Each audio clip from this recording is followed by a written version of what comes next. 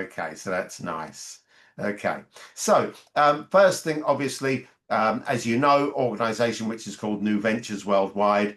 Our headquarters is in the United Kingdom. It's a non-for-profit organization, which means that any money that comes in goes into promoting the program and trying to develop new programs, which we're trying to set up around the world. Okay, so at the moment we have programs in Argentina, in Spain, in Australia, New Zealand, Germany, Poland, United Kingdom, Canada, whoops, Ghana as well. Okay, there's Grace coming in as well, and Kiara also. So I've invited lots of different people today, not only the people who are coming in September, although that will be the majority of you. Okay, so if you've got any questions, please, you can write them in the chat box, and then I'll answer them right at the end. I'll answer them for everybody at the end. Okay. One of the important things is for people who are coming in September. Just want to put this out. From April, we will be asking you to have completed all the documents that we need, which would be requested from you online. So those would be things like a copy of your passport, photograph, letters of reference, a health declaration, which is you talking about your own needs, anything you'll be needing, your emergency contacts, who are the people we'd have to contact if anything happened, like you lost your passport when you were here or stuff like that, things which are quite common. All right. So those documents, you'll be receiving messages by email asking you to upload documents. Those should be done by April 26th. And then by June, we'll be talking about the travel document. So that's when we'll be asking you to actually plan your arrival. In July, we'll have 1 week. That's a 4-day orientation. It's 2 hours a day, but they will also be recorded and posted on YouTube, so you can refer to them later on. In July, you'll get information about your placement. You'll get the papers if you need a visa. Visa applications, for those of you outside the European Union, can be made 3 months before you arrive. Okay, so we don't really want you to have those documents much before, let's say, the end of June or mid-June. And then in July, once you've got your placement and so on, you can book your tickets, and we'll also start asking you for your travel details. In August, you should be sent details of your host family or host accommodation. And also, you'll be encouraged then to talk to them, make contact with them, so that you know where you're going before you get here. That always makes it a bit easier when you arrive, and you can actually see, you have seen the people you're going to be staying with, you've seen them before. And then our arrival date for September is provisionally the 18th of September. The 18th of September is when we'd like you to arrive. So if you're making plans about, I don't know, trips or vacations or stuff, we'd be wanting you to come in around the 18th of September. We get everybody together. We have an orientation session. That's 2 or 3 days orientation, and then everybody goes off to their placements. Okay. So Spain. Have a look at Spain. This is what we've got. This is the country. I'm not Spanish, but anyway, this is the country. And this shows where we have the placements right now. Okay, so this is Spain. We've got the north of Spain. We've got Madrid, the Madrid area there. We've got the Basque country. We've got Castile up here. Okay, I'm moving a few of the dots over there up north. Okay, Segovia and others. Okay, so we've got different provinces. If we said down here, there's Valencia, which is quite a touristy area. We've got Madrid, the capital. We've got Old Castile, which is the purest Spanish spoken anywhere in the world. Lots and lots of heritage, lots of history. You know, a couple of our volunteers are in Segovia. Every day they go to class, they go under a 2,000-year-old aqueduct, you know, from the Roman times, which is still standing right in the middle of the city. Absolutely massive structure. And then we got the Basque country, beautiful landscape, lovely people. The only thing to think about is in the Basque country, they do speak the Basque language as well as Spanish. Okay, they speak both. And the Basque language is nothing like any other language. So it means you probably won't learn very much. Okay, but if you already know a lot of Spanish, then maybe the Basque country is going to be a good destination for you. But in any case, there we are. So we'll be talking about placements as they start confirming. Remember, all the placements have got volunteers at the moment. There's about 35 people here at the moment. And so we'll be looking at which placements then become free for September and then in January as well. Okay. Excuse my voice. It's a really cold day here, or a really cold evening. It was a beautiful day, but a really cold evening. So it's really got to me. Okay, what are the responsibilities of the placements or the hosts? Really important, which means this is what you should be expecting. One is that you should have realistic duties, which means you you're in contact with students, but you're not in contact with 30 students and you're not being asked to plan a class and to organize a whole massive class session. It means you should be working with small groups of students outside the main class. They should also provide support, a mentor, okay, or a tutor, somebody who you should go to if you've got any kind of doubts, any kind of questions. Okay. They should also be able to offer some kind of induction, orientation, so that when you get there, you know where you're going, you know who different people are. This is one of the things the Spanish, to be honest, the Spanish are really kind of spontaneous people.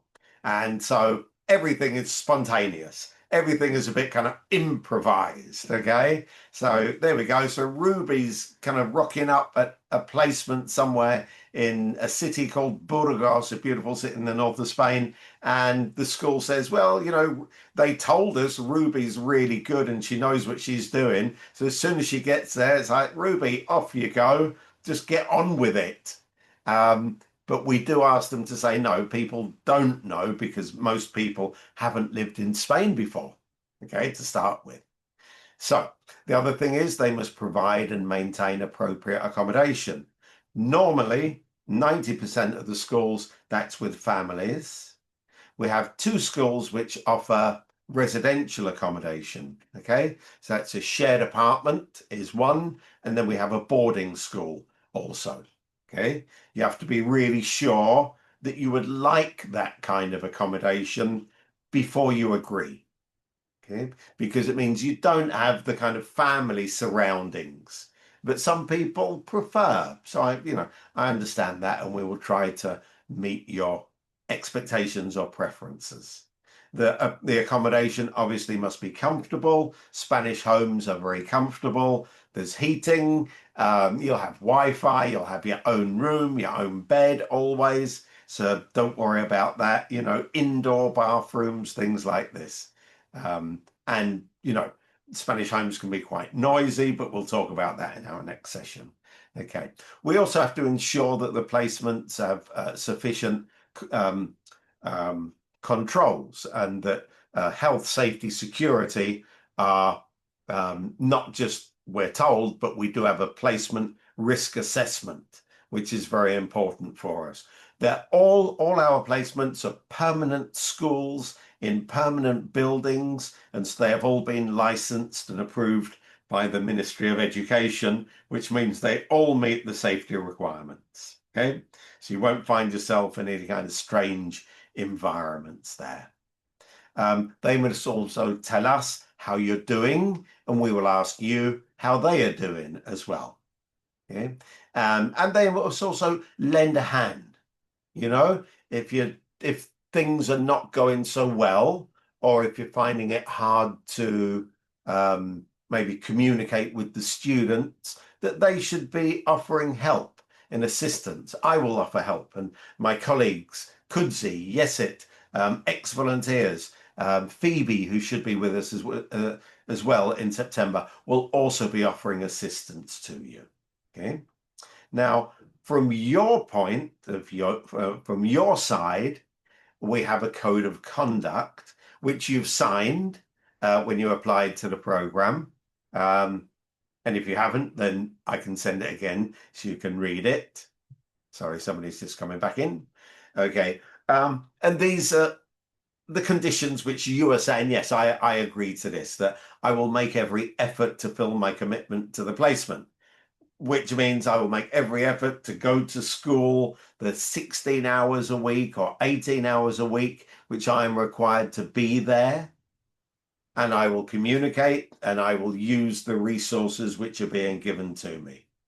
I will abide by all the laws and regulations in my host placement country. Okay, that's in Spain. Spain is a wonderful place to live. It's a very free country, the complete freedom of expression, of behavior, absolutely no problem. We have our red lines, of course, which would be drinking or smoking or taking drugs in inappropriate situations. In your free time, you're free to do what you want. Okay. But let's say, okay, you really want to go partying because you understand, or you, after a few weeks here, you start seeing that Spanish people in some parts of the country, so they start going out about 10 o'clock at night, and things really get going about midnight or 1 o'clock. And, sometimes they're not back home till 5, 6, 7 in the morning. Okay. That's fine. But if you're going home after a big night out and the family has small children, then maybe it's not the best thing to do. But look at other ways you can enjoy yourself. We say to people, volunteers, get together once a month. Visit other places in Spain. Go and party, go and enjoy yourselves. There's no problem. But do it on those weekends, perhaps. Okay. I will not place myself or others at risk, please. Okay. No risky behavior. A lot of that has got to do with times. Again, it's social interactions, which you'll learn. I can tell you, and other people can tell you and warn you, but it's important that you learn as well. Okay. So basically, the biggest risk we have in Spain is alcohol. Okay. Because alcohol is very cheap and it's very available. And I know a lot of volunteers are not drinkers, but it seems to be such a kind of prevailing social attitude here that people do drink, that will say, just look after yourself, please. Okay. Look after yourself. Okay. My attitude, behavior, and actions, all right, may reflect on me and my host placement outside of my assigned volunteer work time. This means, obviously, that if you're going to a community and your school is part of the community and your host family is part of the community, well, let's imagine you do something, I don't know, let's imagine you decide to take part in a protest, okay, in favor of independence for a particular region of Spain. Um, that might not be very well looked upon by the people in the community. Okay, so they might think, oh, you're quite a divisive person because you're aligning yourself with one side or another. So it's important that you just maintain a little bit of discretion. Okay. And any serious breach of the code of conduct can lead to immediate dismissal. I will give you just one example. Okay. It's only happened once. And this was a volunteer who went and bought weed, okay, who bought marijuana. She said she bought it in a shop.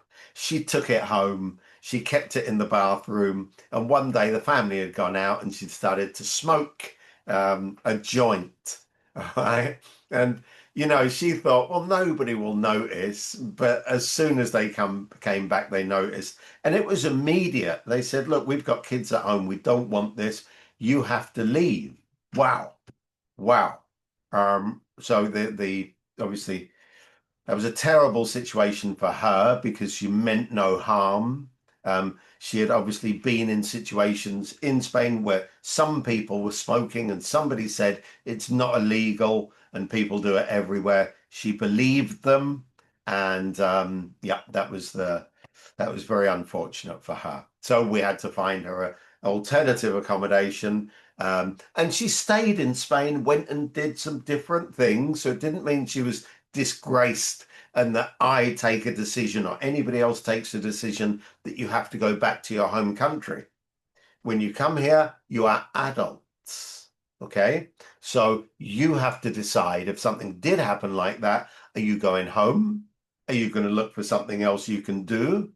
That's going to be completely up to you and perhaps your parents. Okay. But that was immediate dismissal. I did not dismiss anybody from the program. She was asked to leave the family. And obviously, taking that into account, we couldn't really find her a new placement because we would have to be very honest with them. Okay. We're going to look at a typical school. Okay. Tres casas. If you speak Spanish, tres casas means 3 houses. Tres, 3, casas, house. So tres casas, okay? Tres casas, a very typical small school in a place called Segovia. This is very important. Many of our schools are in places like Tres Casas, which are outside of the city. This is actually 12 kilometers from the city, but really it's a residential community where most of the people work in the city, but they choose to live in a smaller community and they have their own schools and stuff like that. So this is the kind of information you would get about a school. Okay. It's a public school. Okay. A public school, which means it belongs to the Castilla and Leon School Board, and it educates students, infant primary education, etc., etc. It's a very small school, only 8 classrooms, 1 support classroom, dining room, and 2 offices. Okay, so this would be a very, very typical school. I can tell you that the people at these small schools in places like Segovia in the north of Spain are having very, very positive experiences. Okay, this really is the immersion into pure Spanish culture. However, Tres Casas, which is 12 kilometers from Segovia, and Segovia, with its massive aqueduct and beautiful cathedral and magic castle, it truly is a magic castle, is 20 minutes from the center of Madrid by high-speed train. Okay, so we try to make sure that you're going to be in access of places where you can go weekends and meet up with other volunteers. The volunteer duties at Tres Casas and at other places are 16 to 18 hours per week with class groups, okay? Which means in the classroom, 16 to 18 hours a week. We'd also, what we want you to do within the class group is to take a small group out and you have spoken English practice. We will provide materials. It's very, very easy to do. You have to help the class teacher as an English assistant. They will tell you what they want you to practice with the kids. They might be learning about the weather. Okay, there might be vocabulary about the weather. So they might ask you to do the small group spoken interaction about the weather that day. You will also have to attend teachers' meetings, which is difficult because you might not understand very much. Okay. But you're part of the staff now. This is a change. You're not on that side of the classroom. looking at a teacher, you're on this side of the classroom looking at students, even if it's a small group. Okay. So it's important that you understand what the teacher's priorities are and what the concerns are. You also have to meet with your mentor to plan those activities for class and also take part in school activities. And whenever there's an activity, an excursion, a trip, please say yes. Please say yes. You don't want a day off when you could be going to the zoo or when you could be going to the Guggenheim Museum in Bilbao. School activities, we've had last year, one of our German volunteers was invited to travel to London for a week with the school journey. So it's always a good idea. Also means you get free entrance to places which, if you went alone, you'd have to pay for. Okay. So anyway, this is Tres Casas. And let's have a look. I'm just going to stop for a moment. Okay, I have to put it back on. So, can you see it again? Yep, back on. Okay, so here we go. Spain. These are some of our volunteers. I want you to see they look just like you. Okay, they are just like you, but from a few years ago. So maybe their clothes are not as fashionable. I have no idea. In this photograph, we have Germans, we have Italians, we have Australians, Canadians from the USA as well, and one Italian, strangely enough. Okay, and this is in the beautiful city of Burgos. Gothic cathedral there from the 14th century. And this is, let's listen to her and see who she is. Okay, she was in Tres Casas. Hi, I'm Stella and I'm from Canada, and today we're at the Alcazar in Segovia. It's this really beautiful castle, and I've been here for about a month now and I'm absolutely loving it. My family is amazing. I live just about 10 minutes from Segovia, so I get to come to Segovia all the time and check out the bars. Made lots of friends. It's amazing here. I love it so much. I wonder why Stella made so many friends. Okay. Well, because she was really excited about being there. She just, she was extremely outgoing. However, not all of I look at this group of people here, and very few of them were kind of really outgoing like Stella, but Stella had good things, okay? Stella had the possibilities of the local community and the support she had from the small community where she was living, which was Tres Casas. But she also had the opportunity to enjoy kind of student life in Segovia. And was she a good volunteer? She was a fantastic volunteer. What did the family say about her? Family said, oh, she was absolutely wonderful. Really, really good. So friendly. And then I met them a few months later and they said, oh, Stella. I said, what? Said, oh, she was really sociable. I said, what do you mean?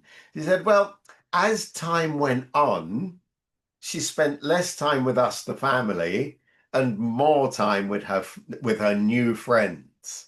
Okay, that will happen. That happens anywhere you go, and we tell the families this is something you have to prepare for. You will do everything for volunteers, and they are prepared to do everything to make you feel at home.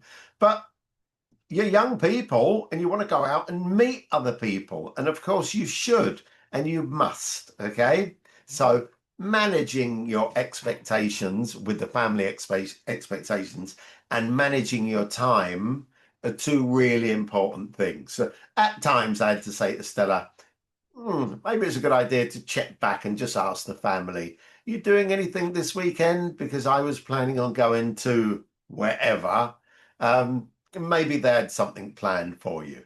To be honest, those things tend to be at the beginning of the placements rather than at the end of the placements. Okay. So families also sometimes they appreciate a bit of downtime.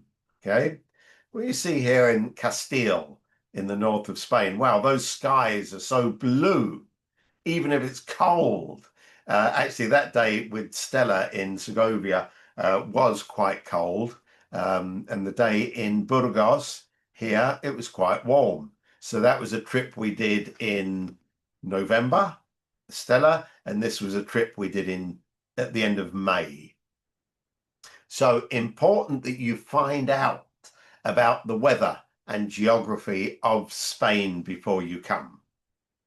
Okay. Our families, really important part of the program. So it's you, it's the school, it's the family. Okay. This is the magic triad or triangle. Okay. And you all have to support each other. You have to give and you have to take. Now, remember, school finishes. It's Monday to Thursday, Monday to Thursday. You leave school on Thursday, they won't be asking you back to do something on Saturday morning. However, families live together 24 hours a day. So you really have to manage your time and how you're feeling and how you feel about interacting with a family. Okay. So the family is going to give you a single room, all meals. They want you to take part in family life. They're going to offer you transportation to school. They will be giving you advice about many things. The Spanish love giving people advice. It's because they care. They'll give you local information and lots of goodwill. Okay. This is not about paying. It's not about paying. The family are not being paid for you to stay with them. Okay. It is pure goodwill. They're going to make you feel like you are home from home. It probably won't feel like that the first day because it's not a home that you've ever lived in. Okay. But it will become your home. And all volunteers say to me, the highlight of their year was not the teaching, was traveling around Spain, meeting other volunteers. It was also the family. So that's really important.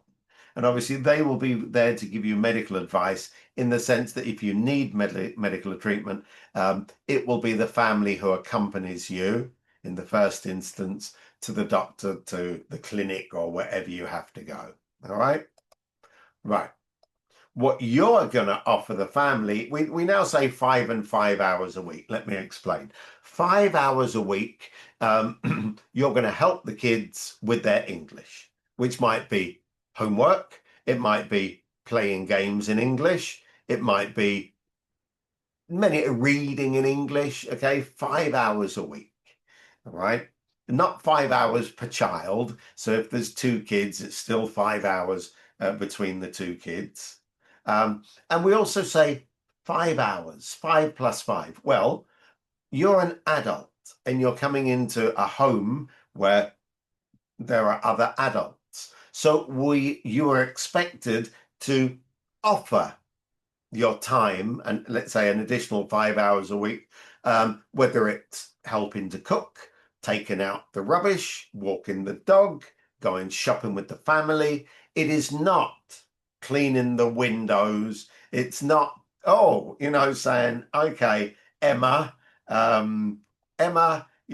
today we'd like you to clean the bathroom for 5 hours. No, it's not. You're not au pairs, and this is really important, okay?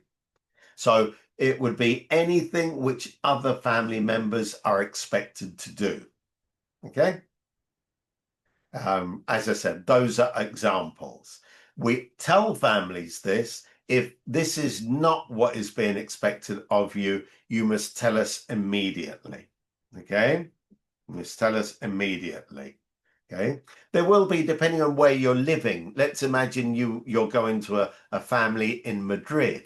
Well, okay, we do have we have a couple of families in Madrid, and they're asking the volunteer to take the kids to school on their way to their own school, or maybe they're going to the same school. That means you'd be traveling by public transport on the metro together. Okay. That might be quite daunting if you live in a place you've never been on the metro or subway before. We'll help you do it. We'll help you get there. They'll help you as well. So it could be things like that. All right. Preparing food. Listen, by default, Spanish people know in their minds, it is an inescapable fact that Spanish food is the best in the world, they will tell you. And therefore, people from other countries don't know how to cook. So don't bother offering. Okay. If you do and you are able to impress them, it's fantastic. Specifically, actually, one thing that's always really good, if you like baking or making desserts or stuff, that's always a really fun thing which you can do with the kids. All right. Um, yeah, and the other thing, yeah, about food, we'll talk about food. It's almost like a Spanish obsession, okay? But we'll talk about it. Yeah, okay. So those are 5 hours and 5 hours a week. You're also going to speak English at home to the kids. That's their big thing. That is what the families want more than anything else, okay? They want to see you sitting at the dinner table saying to little Susanna or little Manuel, could you pass me the bread, please? Or would you like a glass of water? And they will answer, oh, yeah, I'd love a glass of water. Or, or just say, yes, please. They might just say, yes, please, which is enough. So that is what they want, that interaction in English all the time, reinforcing the kids practicing English. You're not Mary Poppins, so you don't have to give kind of pronunciation classes, anything like that. Volunteers will offer good manners. Okay, you better see what good manners are. Australians, please forgive me. Forgive me. All right. There's one thing which the Spanish absolutely hate, which some Australians do quite commonly, which is to walk around with no shoes. Okay. That's never done in Spain unless you go to the swimming pool, actually, or to the beach. People never walk around in bare feet. So that's one thing they consider to be good manners, to always wear socks or slippers or whatever at home. They want you, or the volunteers will also participate in family life with goodwill, with engagement with the kids particularly, and also take part in family life. That is one of the great things about being in Spain. Okay. We'll talk about families, all right? But be prepared to be absorbed and to become part of a new family. All right, downtime or uptime. All right, you are going to have to adjust to the Spanish way of life. The Spanish way of life has three concepts which are very different. One is noise. Spanish people don't mind noise. Everybody speaks at the same time. You don't know if people are arguing. Are they angry? No, they're not. They're just talking, all right? But they tend to raise their voices. They speak over each other. They don't let you finish the sentence. They will finish the sentence for you. This is not considered to be bad manners, all right? The other thing is time.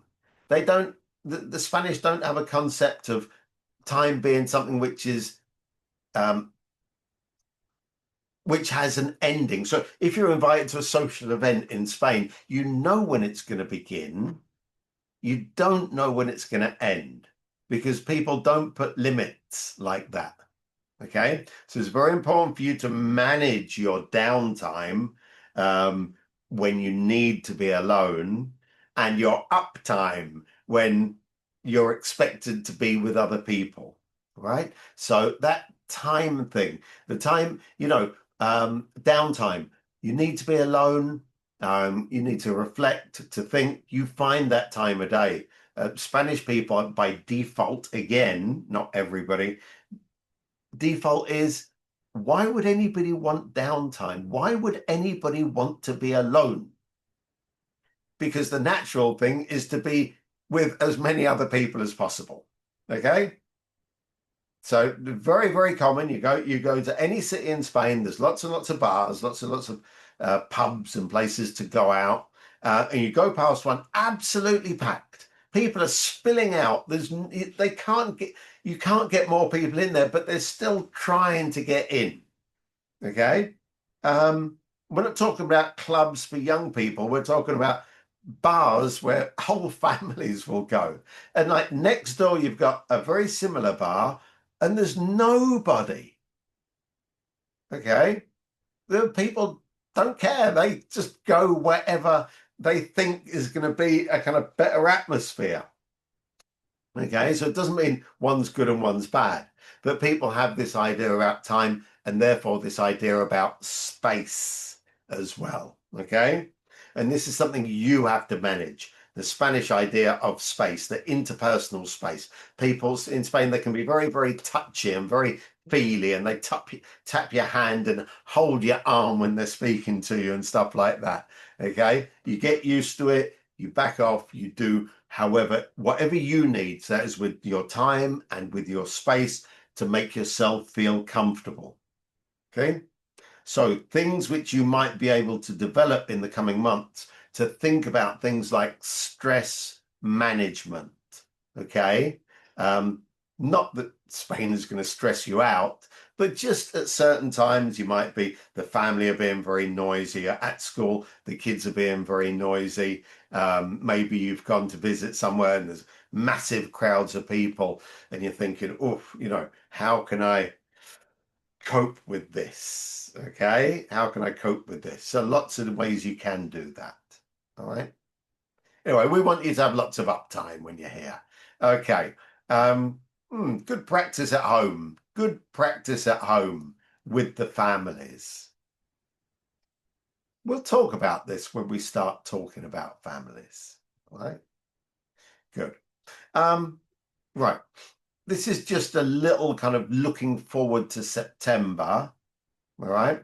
We're looking forward to September, to the arrivals, just so you can kind of project what's going to happen when you arrive. It's the same for January next year, that we would want you to, to talk to the placement, to the school, and to the family beforehand, to learn a little bit about where you're going, Madrid, Valencia, Castilla, or the Basque Country.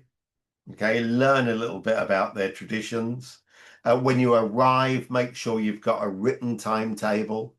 When you arrive at the family, make sure there's a schedule which is given to you so that you know when the kids are going off to basketball practice or swimming lessons or stuff like that. And when you will be able to do different things. So you might want to go to the gym, sing in a choir,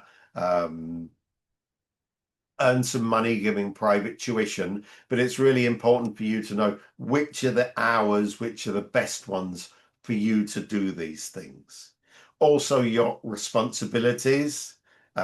We try and make it as clear as possible, what responsibilities are, and we'll be talking about this month by month, and also in July, and also when you get here. And then the process of settling in, okay?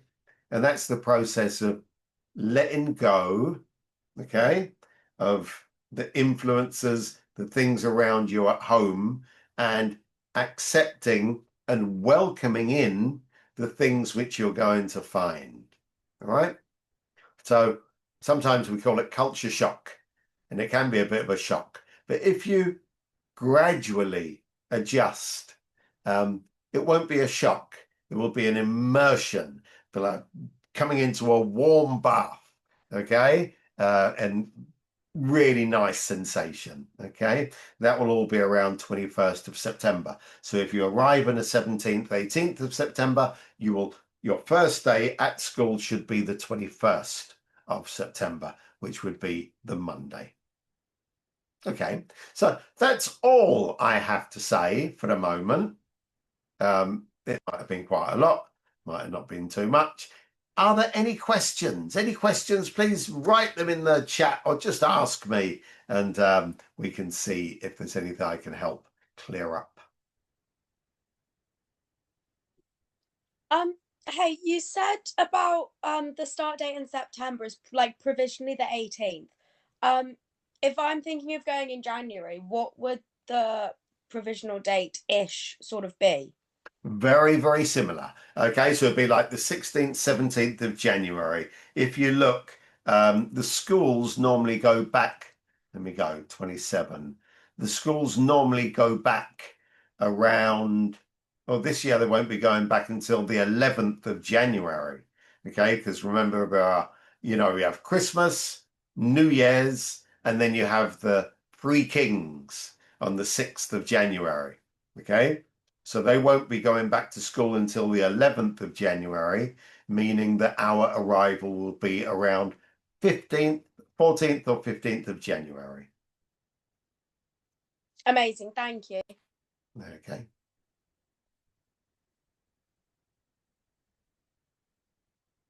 Anything else? Oh, right, good question, says Emma. Although we speak English with the kids, would the host parents be willing to help us practice Spanish by speaking it with us? Yes, of course. Yeah. They're delighted. They're delighted. Okay. Nothing more a Spanish person likes than explaining and teaching their own language. You will also find it's very easy to get a kind of language exchange. So you will find people willing to say, well, okay, let's go and have a cup of tea, or let's go for a walk. I will try to teach you some Spanish for 20 minutes, as long as you help me practice my English for 20 minutes. In fact, that's something we're going to start next month online. Okay, after Easter, if anybody's interested, we have a group of Spanish students wanting to learn English, and through an association, we're going to set up twice monthly conversation clubs online. Okay. More questions?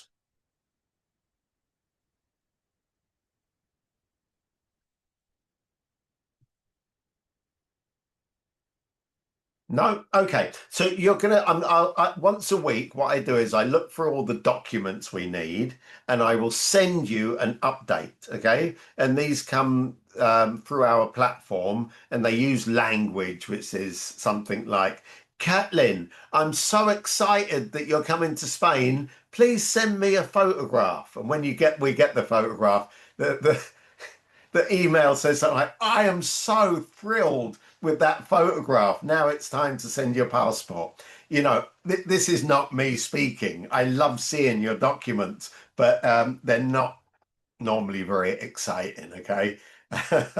So I will be thrilled when you come. All right. And I'll be excited to meet you as well. Okay. But the documentation process is kind of automated. All right. So I'll be sending those through.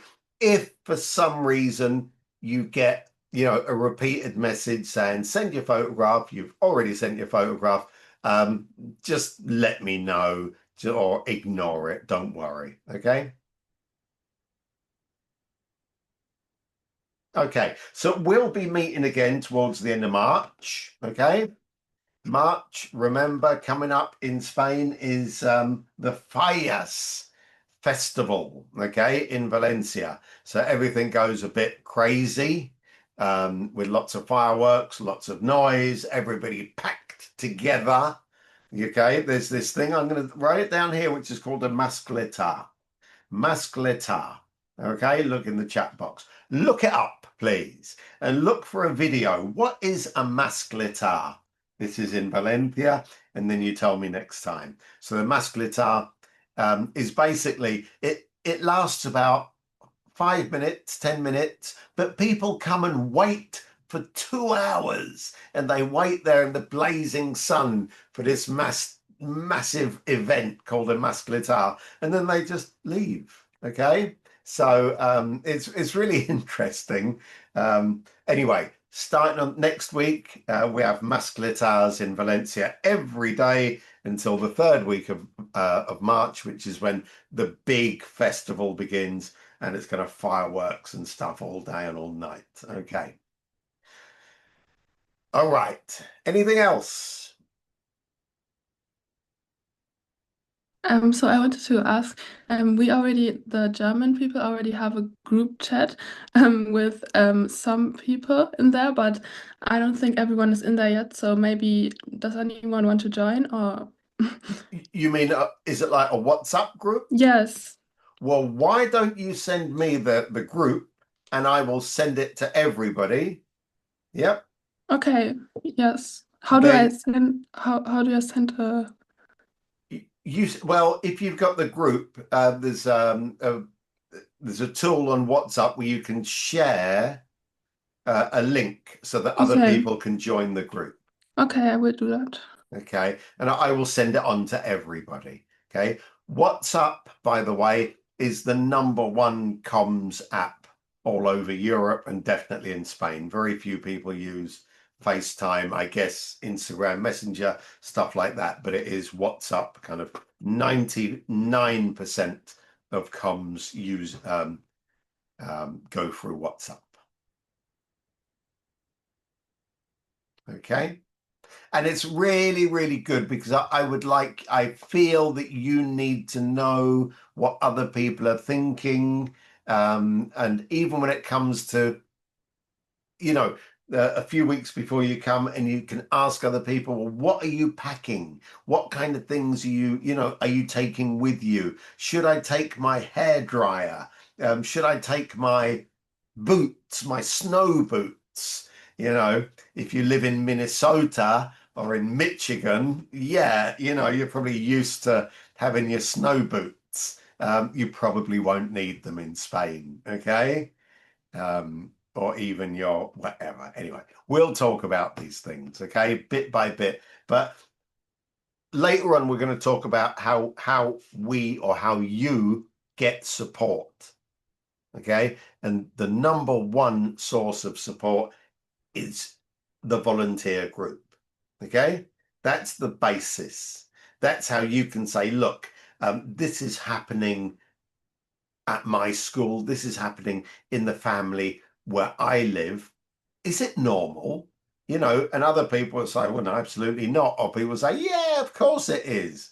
That people eat things from the same plate, or they break the bread and eat it without cutting it with a knife. Or do we need bottled water?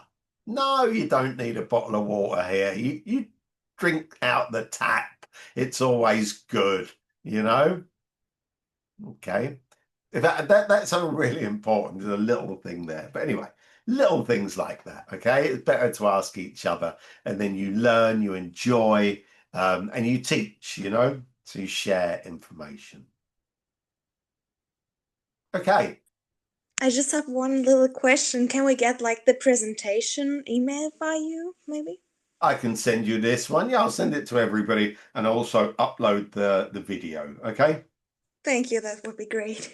Okie dokie. Lovely. So I'll send you a message again. You send me the link to the WhatsApp group. I'll make sure everybody gets it. I will join it myself. I know what happens, and don't worry that you will also create a parallel group, okay, which is just for you, because there will be things you don't want me to know, which is absolutely fine. Okay. Okay. All right. So if there's no more questions, we'll count down. We'll go 5 and then 4 and 3 and 2 and 1, and we're about to finish. Presto. Okay. Enjoy your evenings, enjoy your days. I'll send you information. All right. Anybody needs to talk to me, just book a call or send me a message and we can talk anytime. Okay. Lovely. Thank you. Lovely to Thank see you you. all. All right. We'll speak soon. Bye. Bye Thank now. you. Bye now.